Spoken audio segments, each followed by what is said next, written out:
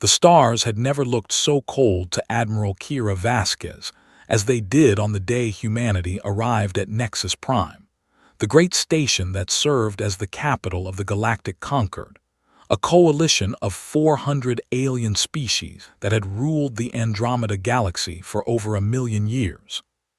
Her ship, the UES Prometheus, moved slowly through the docking corridor, and Kira stood at the observation deck watching the massive alien vessels that surrounded them on all sides, ships so large that they made her own vessel look like a toy floating in an ocean of giants. "Admiral, we are receiving docking coordinates," said Commander Chen, her first officer, his voice calm, but she could see the tension in his shoulders as he spoke. "Take us in," Kira replied, her eyes never leaving the window where she could see a Verath dreadnought passing overhead, its insectoid design stretching for 80 kilometers, covered in weapons that could crack planets in half. The Prometheus was 12 kilometers long, the largest ship humanity had ever built, and it had taken Earth 50 years to construct it using every resource and every bit of knowledge they had gained since discovering faster-than-light travel just 2 centuries ago. Yet here among these ancient empires, it seemed almost embarrassingly small. When the ship finally docked and Kira walked down the boarding ramp with her officers, she found a delegation waiting for them, but their faces showed no welcome at all, only amusement and barely hidden contempt. Admiral Skethros of the Verath stood at the front, his compound eyes glittering with what Kira had learned to recognize as mockery, his mandibles clicking in the way his species did when they found something funny, and beside him stood representatives of the crystalline Solari and the ancient Gen Dominion. "So this is the great warship of the humans," Skethros said, his translator turning his clicks and hisses into words that dripped with sarcasm. "I must admit I expected something more impressive from a species that took so long to reach the stars." Kira kept her face neutral even as anger burned in her chest, because she had been warned that this would happen, that the aliens saw humanity as primitives who had only just learned to walk among the stars, while they had been building empires for longer than humans had existed as a species. "The Prometheus represents the best of Earth's engineering," she said calmly. "We are honored to present it to the Conquered as proof of our readiness to join the galactic community." A Solari diplomat, her crystalline body refracting the station's light into rainbows, made a sound that might have been laughter, and her voice rang out like chimes in wind. "Readiness," she repeated. "Young species, you have been traveling between stars for barely 200 years while we mastered singularity technology before your ancestors climbed down from trees. What could you possibly offer to a civilization that spans a galaxy?" "Perhaps they could carry our cargo," suggested a Gen representative, his ancient face creased with cruel amusement. "Their ship is large enough for that at least, though I would not trust it in actual combat."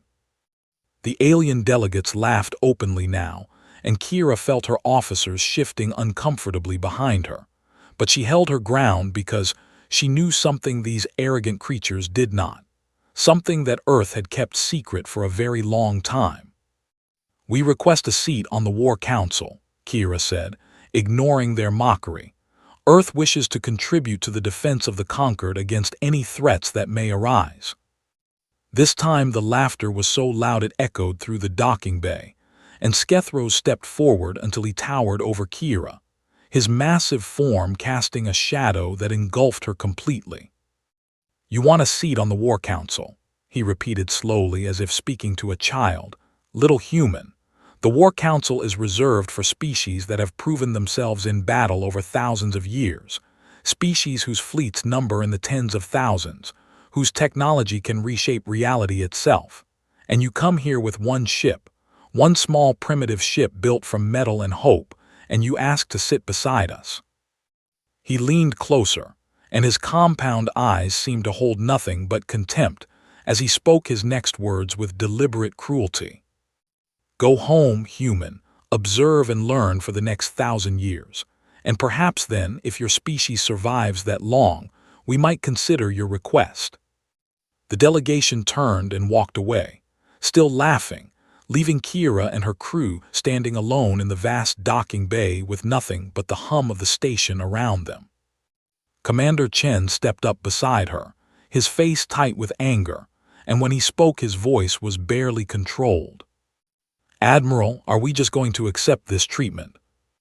Kira watched the aliens disappear around a corner, and a small smile crossed her face, a smile that held no warmth, only patience and something that might have been anticipation. "They think we are primitive because we came late to the stars," she said quietly. "They never stopped to ask why we came late.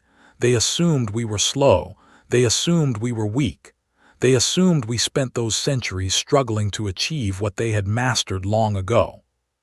She turned to face her crew, her eyes hard as steel, and her voice dropped to almost a whisper that somehow carried more weight than any shout. "They were wrong." That night, alone in her quarters aboard the Prometheus, Kira received an encrypted transmission from Earth Command, a message that had traveled across the void between galaxies using technology that no alien had ever detected. "Admiral Vasquez," the message read, "Project Escaton remains on standby.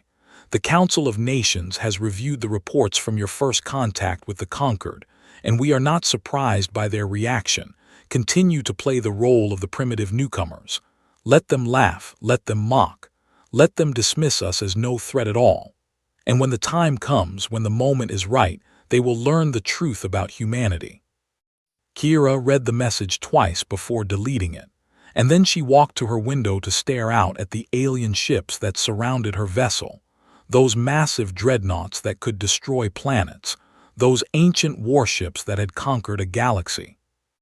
They were impressive, she admitted that much, but deep in the heart of the Prometheus, in a chamber that no scan could penetrate, something waited, something that humanity had spent 2 centuries building, something that made singularity cores and hyperdrives look like children's toys. "Laugh while you can," Kira whispered to the darkness, "because one day soon you will understand why humanity took so long to reach the stars, and on that day, you will wish we had never come at all." The stars continued to shine, cold and distant, but somewhere in the void between galaxies, something was stirring, something that would soon give humanity the chance to show the Conquered exactly what they were capable of.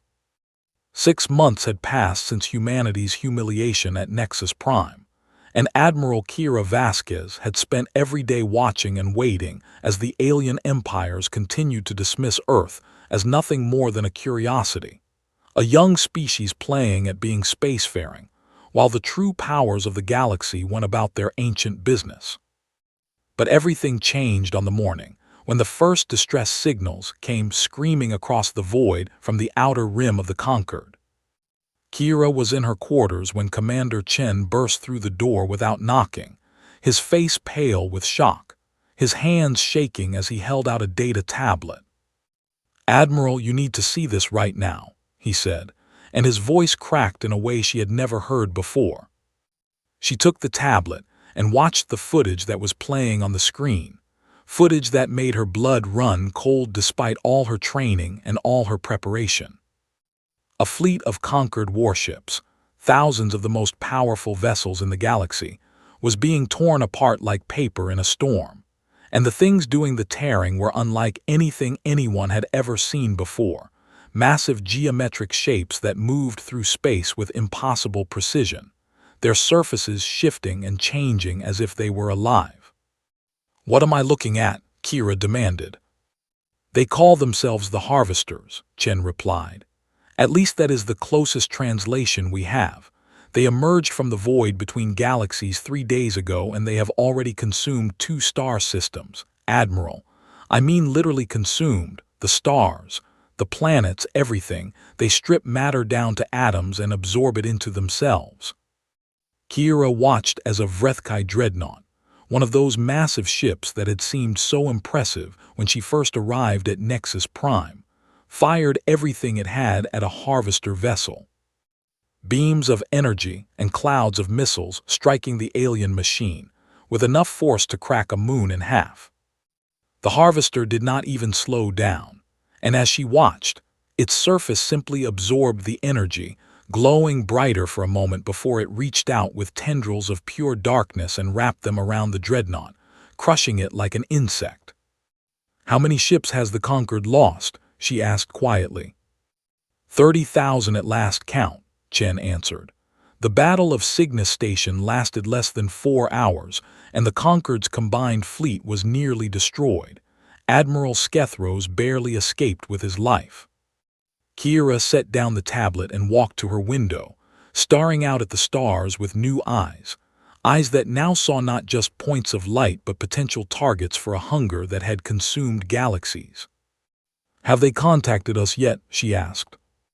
Before Chen could answer, the communication system chimed with an incoming priority message, and when Kira activated it, she found herself looking at a face she recognized all too well, the compound eyes of Admiral Skethros, but now those eyes held no mockery, no contempt, only fear.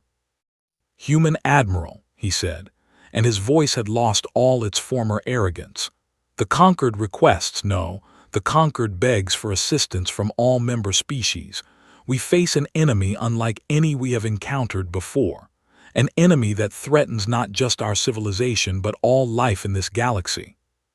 Kira let the silence stretch for a long moment before she responded, letting him feel the weight of his previous dismissal. "6 months ago you told me to go home," she said calmly.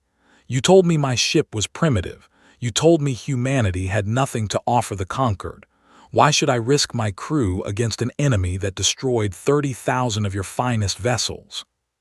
Skethros made a sound that might have been a sob, his mandibles clicking in distress. "Because if we fall, you fall with us," he said. "The harvesters do not negotiate, they do not stop. They have already destroyed 3 galaxies over the eons, and they will not rest until they have consumed everything. Please, we were wrong about your kind. We admit this freely. But this is not the time for old grudges." Kira turned to Chen and saw him nod slightly, and she felt something stirring in her chest, something that had been waiting for this moment since the day she first received command of the Prometheus. "Very well," she said to Skethros. "Earth will commit its forces to the defense of the Conquered, but understand this, Admiral, when this is over, things will be different between our peoples." The relief on the alien's face was almost painful to witness. Yes, anything you want, just please help us." The transmission ended, and Kira turned to face her crew, all of whom had gathered in the corridor outside her quarters, their faces a mixture of fear and determination. "You heard the alien," she said, her voice carrying the weight of command. "The Conquered wants us to contribute our primitive vessel to their war effort. They expect us to throw ourselves at the enemy and die for their sake. They think they are asking us to sacrifice ourselves so that their superior civilizations can survive." She paused and a smile crossed her face, the same cold smile she had worn 6 months ago when the aliens first laughed at her ship. "They have no idea what they are about to witness." She activated the ship-wide communication system, and her voice echoed through every corridor and chamber of the Prometheus. "All hands, this is the Admiral speaking. We have been given authorization to reveal Project Escaton, report to battle stations, and prepare for transformation sequence. Today the galaxy learns the truth about humanity." Deep in the heart of the ship, in that hidden chamber that no alien scan could penetrate, machines began to hum with power. Lights began to glow with energies that existed outside normal space, and the Prometheus began to change. Kira stood at her command console and watched as her ship's hull began to unfold like a flower opening to the sun, revealing geometries that hurt the eye to look at, structures that seemed to exist in more dimensions than 3. "Admiral," Chen said, his voice filled with awe even though he had seen the simulations 100 times. "Transformation at 40% and climbing." The core of the ship ignited with a light that no species in the Conquered had ever witnessed, a light that was not just energy but a wound in reality itself, a controlled tear in the fabric of spacetime that humanity had learned to harness after 2 centuries of secret research. "They wanted us to watch and learn," Kira said as the transformation continued, as her ship became something that was no longer quite a ship but something far more terrifying. "Now they will watch us, and they will learn what fear truly means." The Prometheus screamed through hyperspace toward the Verath Nebula, where the last of the Conquered's forces were making their final stand. And as it traveled, it continued to transform, continued to reveal the truth that humanity had hidden for so long. Earth had not been slow to reach the stars. Earth had been preparing for a war that the rest of the galaxy could not even imagine. The Verath Nebula burned with the light of 1,000 dying ships as Admiral Skethros watched his fleet crumble before the advancing Harvester Armada, his compound eyes reflecting the explosions that marked the deaths of vessels that had served the Conquered for millennia. 15,000 ships remained from what had once been the greatest military force in the galaxy, and they formed a desperate line between the Harvesters and the core worlds of the Conquered, where trillions of innocent lives waited in terror. "Admiral, the human ship has arrived," one of his officers announced, and Skethros turned to look at his tactical display, searching for the primitive vessel that he had once mocked so freely. What he saw made him freeze in place, his mandibles hanging open in shock. "That cannot be," he whispered. "That is not possible." The thing that emerged from hyperspace bore no resemblance to the ship he had seen at Nexus Prime 6 months ago, and for a moment Skethros wondered if he had gone mad because what he was looking at could not exist. The Prometheus had transformed into something that defied every law of physics the Conquered had ever discovered, a geometric impossibility that folded through dimensions like paper being crumpled by an invisible hand, its surface crackling with energies that seemed to tear holes in reality itself. It was not large by Conquered standards, still only 12 kilometers at its core, but it radiated a power that made Skethros feel like an insect standing before a sun. "What have they done?" the Solari ambassador gasped over the communication channel, her crystalline voice trembling with what might have been fear or awe or both. "They have done what we thought impossible," answered a Gen elder, his ancient face pale as death. "They have weaponized the fundamental structure of reality itself." On the bridge of the Prometheus, Admiral Kira Vasquez stood at the center of a storm of light and energy, her body surrounded by holographic displays that showed her everything. The Harvester fleet with its moon-sized command vessel leading billions of drone ships, the desperate Conquered line that was slowly being pushed back, and the countless lives that hung in the balance. "Open a channel to all frequencies," she commanded, her voice steady despite the power that flowed around her. "Channel open, Admiral," Chen replied. Kira took a deep breath and spoke words that would echo through history. "This is Admiral Kira Vasquez of the United Earth ship Prometheus to all Conquered forces and to the Harvester Collective. 6 months ago you laughed at humanity. You called us primitive.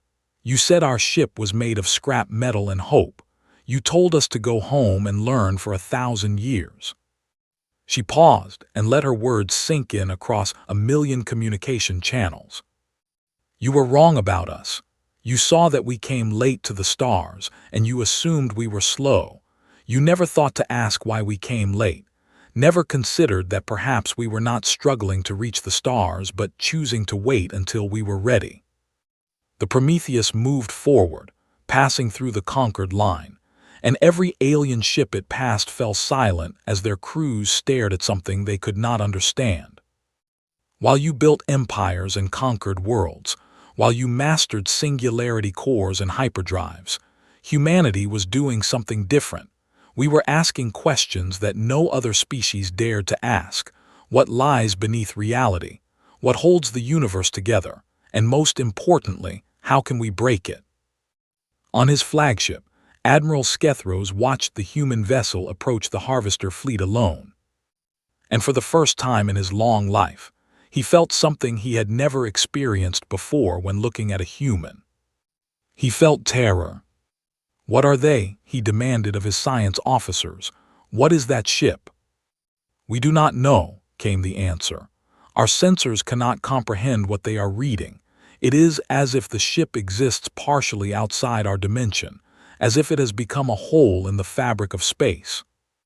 The harvesters had noticed the Prometheus now, and their moon-sized command vessel turned its attention toward the strange intruder, extending tendrils of darkness toward it the same way it had destroyed thousands of conquered ships. Kira watched the attack coming and felt no fear, only a cold determination that had been building in humanity for 200 years. "You see those tendrils," she said over the open channel. "The harvesters have used them to destroy 3 galaxies' worth of life. They absorb matter and energy. They regenerate from any damage. They are the most efficient killing machines the universe has ever produced." The tendrils reached the Prometheus and wrapped around it, beginning the process that had killed so many ships before. "Let me show you what happens when they meet something they cannot absorb."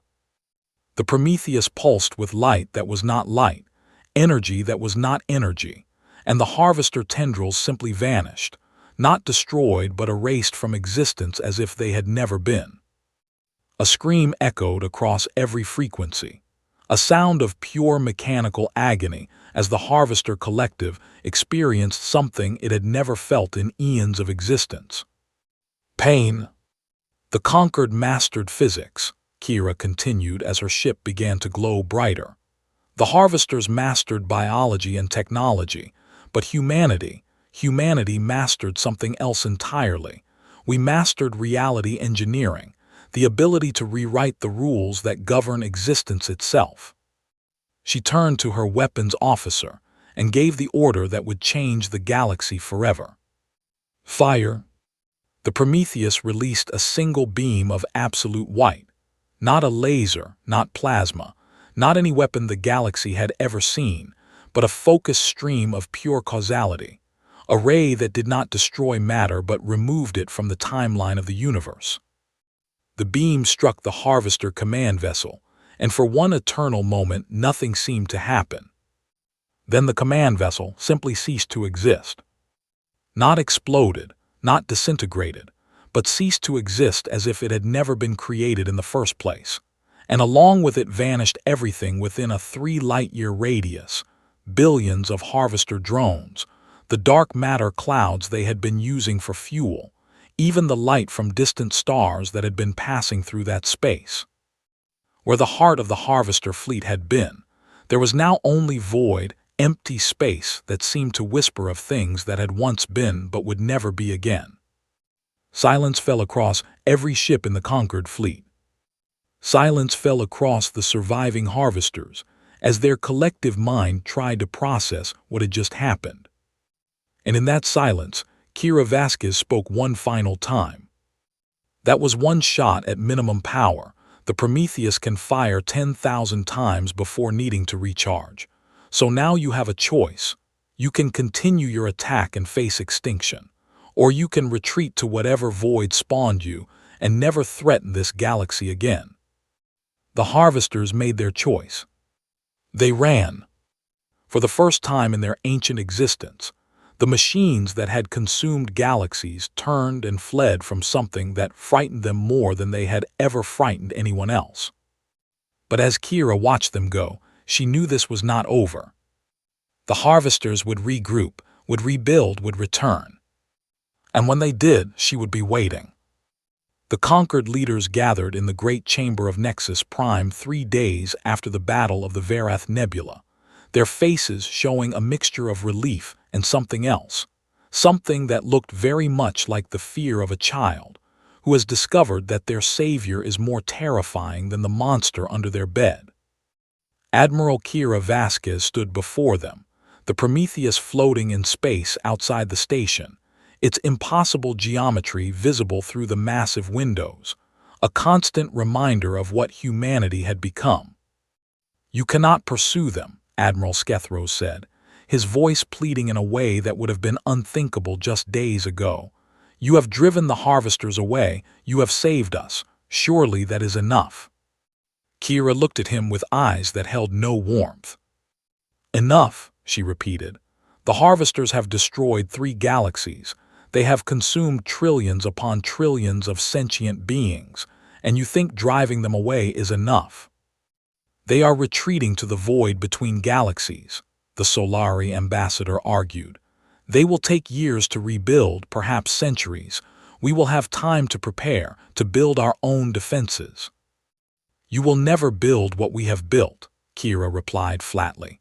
"And even if you could, the harvesters will return. They always return. That is what they do. That is all they do. They consume and they grow and they consume again until nothing is left." She turned to face the great window and the Prometheus beyond it. "I have seen the records from the galaxies they destroyed. The harvesters do not negotiate. They do not make peace.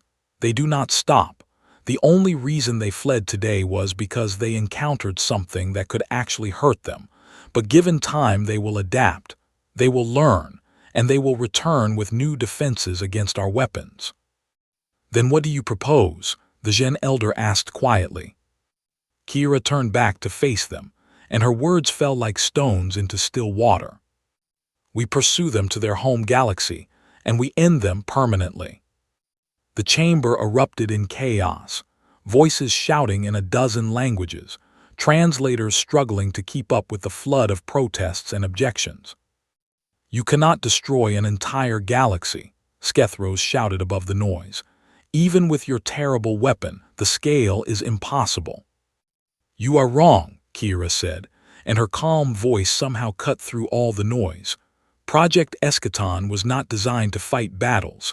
It was designed to end wars permanently." The chamber fell silent as the implications of her words sank in. "The Prometheus carries a weapon we call the causal severance device," she continued. "It does not destroy matter or energy.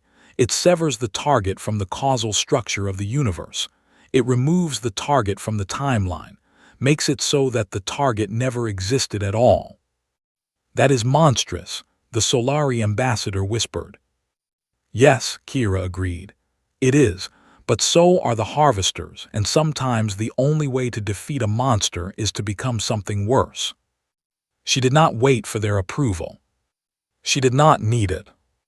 The Prometheus tore a hole through reality itself and vanished, leaving the conquered leaders staring at empty space, where the most powerful weapon in existence had been. The journey across the void between galaxies took 17 days. 17 days of traveling through a darkness so complete that it seemed to have weight, pressing against the hull of the ship like a living thing. Kira spent those days in her quarters, staring at images of the civilizations the harvesters had destroyed, records recovered from ancient probes that had escaped the carnage, showing worlds full of life being stripped bare, stars being drained of energy, entire species screaming into the void as they were consumed. "Admiral," Chen said from her doorway on the 16th day, "we are approaching the Harvester home galaxy." She followed him to the bridge, and what she saw through the main display made her heart sink. The galaxy before them was barely recognizable as a galaxy at all. Its spiral arms had been replaced by a single massive structure, billions of stars connected by threads of harvested matter, a Dyson swarm that spanned the entire galactic disk. 90% of the galaxy has already been converted, Chen reported, his voice hollow. The harvesters have been building this for millions of years. It is a single interconnected machine consciousness, and it is growing every second. "How many beings lived here before the harvesters came?" Kira asked. "Based on the stellar density, we estimate several quadrillion sentient beings across millions of worlds." Kira closed her eyes and felt the weight of what she was about to do pressing down on her. "Contact Earth Command," she ordered. "Request final authorization for Escaton Protocol." The response came back within minutes, transmitted through technologies that bent space and time. "Admiral Vasquez, this is the Council of Nations. Escaton Protocol is authorized. May God forgive us all." Kira opened her eyes and looked at her crew. These men and women who had volunteered for a mission that might require them to commit the greatest act of destruction in the history of the universe. "You all know what we are about to do," she said. "You all know that there is no coming back from this. If anyone wishes to speak against it, speak now." Silence. "Then let it be done." The Prometheus moved to the center of the Harvester galaxy, and as it moved, the machines tried to stop it, billions of drones swarming toward the impossible ship, weapons that could crack planets firing in endless streams. None of it mattered. The Prometheus was beyond their ability to harm, existing partially outside reality, untouchable by anything that followed the normal rules of physics. When they reached the galactic core, Kira gave the final order. "Activate the causal severance device. Target the entire galactic mass."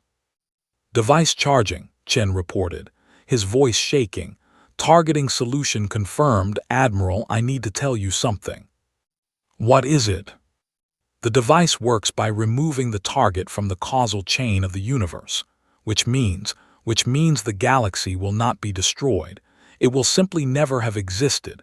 Every being that ever lived here, every civilization that rose and fell, every moment of joy and sorrow, it will all be erased from history." Kira felt tears on her cheeks, but she did not wipe them away. "I know. How do we live with that, Admiral?" "I do not know if we do." She took a deep breath and spoke the words that would end a galaxy. "Fire." The Prometheus pulsed with light that was not light, and for one eternal moment the entire galaxy seemed to freeze. Then it was gone. Not destroyed, not exploded, but simply gone, as if someone had reached into the fabric of reality and removed a thread, leaving only void where 400 billion stars had once burned. The Prometheus floated alone in empty space that stretched for millions of light years in every direction, space that had once held a galaxy but now held nothing at all.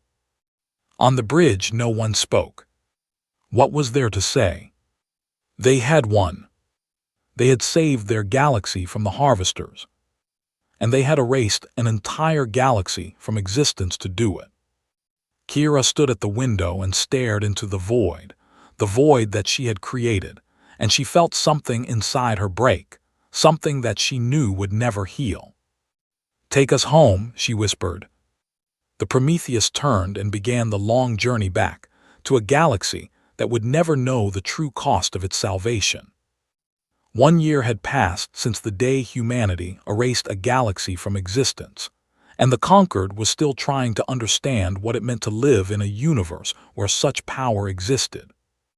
Admiral Kira Vasquez stood once again in the great chamber of Nexus Prime, but this time the faces that looked at her held something very different from mockery.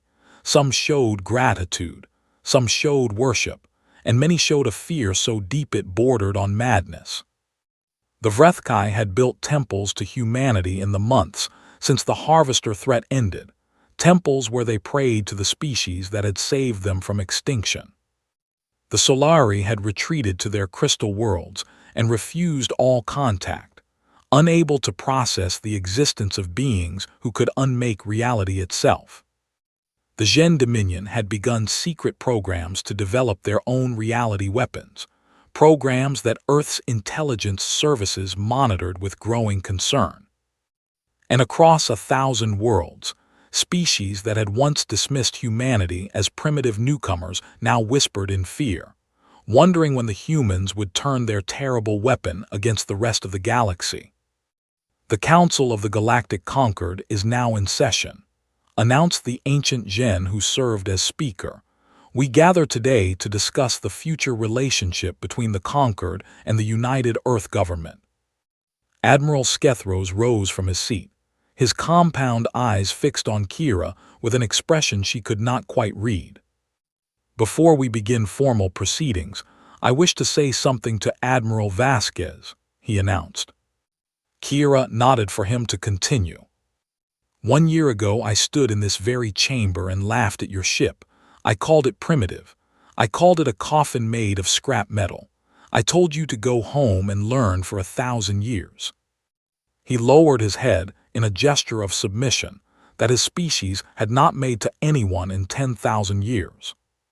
"I was a fool, and I speak for my entire species when I say that we are sorry, not because we fear you, though we do fear you, but because we were wrong. We judged you by your technology and your age, and we never stopped to see who you truly were." Kira accepted his apology with a slight nod but said nothing, because words felt hollow in the face of everything that had happened. "The matter before us today is simple," the Gen speaker continued. "The question of humanity's place in the conquered. Traditionally, new species must wait centuries before receiving full membership, but we all agree that tradition no longer applies." "What exactly are you offering?" Kira asked. "Everything," the speaker replied. "A seat on the High Council, a seat on the War Council, full voting rights on all matters of galactic importance. We would also like to propose the creation of a new position, Guardian of the Conquered, to be held by humanity in perpetuity, with final authority on all matters of galactic defense." Kira heard the offer and understood what it truly meant. The aliens wanted to put humanity in charge of their security because they were terrified of what would happen if they did not. They wanted to make sure that the species with the power to destroy galaxies was officially on their side. She took a deep breath and spoke words that she had been preparing for months. "You offer us power because you fear us," she said. "You offer us authority because you have seen what we can do, and you hope that by giving us what we want, you can keep us happy, keep us satisfied, keep us from turning our weapons against you." The chamber fell silent. "I understand why you feel this way. If I were in your position, I would feel the same. But I want you to understand something about humanity, something that your fear has blinded you to." She stepped forward until she stood in the center of the chamber, surrounded by representatives of 400 species. "We did not build the Prometheus because we wanted to conquer the galaxy. We did not create the causal severance device because we dreamed of power. We built these things because we were afraid of exactly what happened, afraid that somewhere in the darkness between stars, something terrible was waiting, something that all your mighty fleets and ancient technologies could not stop."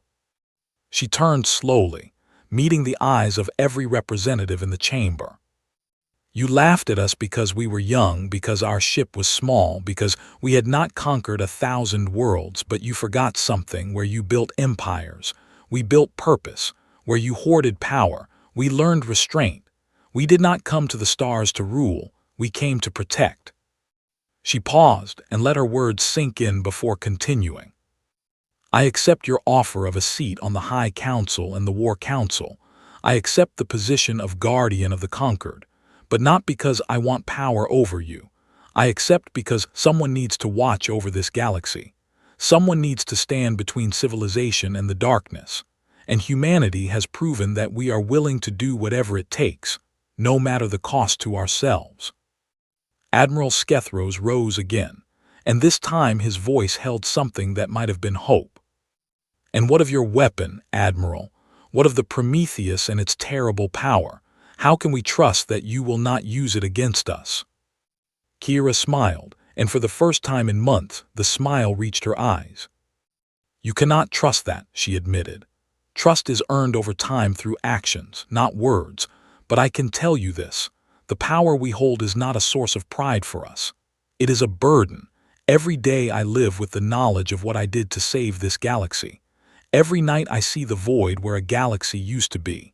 And I wonder if the beings who lived there before the harvesters came are simply gone, or if they are somehow still out there, wondering why they were never born." She straightened, and her voice hardened with conviction. "We will use our power to protect this galaxy, from threats like the harvesters, from those who would wage wars of conquest. And yes, from ourselves if we ever lose our way. That is my promise to you, not as a conqueror, not as a ruler, but as a guardian." The vote was unanimous. Humanity was granted everything they had been offered and more. But Kira did not stay to celebrate. She returned to Earth, to a small memorial that was being built on a hillside overlooking the Pacific Ocean, a memorial to the galaxy that no longer existed, a monument to the trillions of beings who had lived there before the harvesters consumed them. She placed a single white flower at the base of the memorial and stood in silence as the sun set over the ocean. Commander Chen found her there hours later, still standing, still staring at the names that had been engraved on the memorial, names of species that only existed now in the records recovered from ancient probes. "Admiral," he said softly, "the Prometheus is ready to return to Nexus Prime whenever you are." Kira did not turn to face him. "We did not destroy a galaxy," she whispered. "We avenged one, all those beings that the harvesters consumed over millions of years, all those civilizations that were wiped out before anyone could save them. We gave them justice. We made sure the machines that killed them could never kill again." "Is that how you live with it?" Chen asked. "It is how I try to live with it," she replied. "Some days it works, some days it does not, but I keep trying because that is all any of us can do." She finally turned to face him, and in the fading light he could see that her eyes were dry, her face calm, her bearing that of a woman who carried the weight of worlds on her shoulders and refused to bend. "The galaxy needs us, Commander, not because we are the strongest, though we are, and not because we are the most advanced, though we may be. The galaxy needs us because we are willing to do the terrible things that must be done, and because we are haunted by them afterward." She walked past him toward the shuttle that would take her back to orbit. "That is what makes us human. We have the power to destroy everything, and we choose every single day not to use it. That choice is our gift to the universe, and as long as humanity exists, we will keep making it." The Prometheus hung in orbit above Earth, silent and watchful, a reminder to any who might threaten the peace that humanity's mercy was a choice. And choices could be changed. But for now, the galaxy was safe, protected by the very species that had once been mocked as primitive newcomers, watched over by guardians who understood that true strength was not measured in weapons or conquests, but in the wisdom to know when not to use them. The stars shone bright above the memorial as Admiral Kira Vasquez returned to her ship. And somewhere in the void where a galaxy had once existed, the universe remembered what humanity had done, remembered both the terrible price and the lives that had been saved, remembered that sometimes salvation required sacrifice, and that the species willing to bear that burden deserved not fear but gratitude. The story of humanity among the stars had only just begun.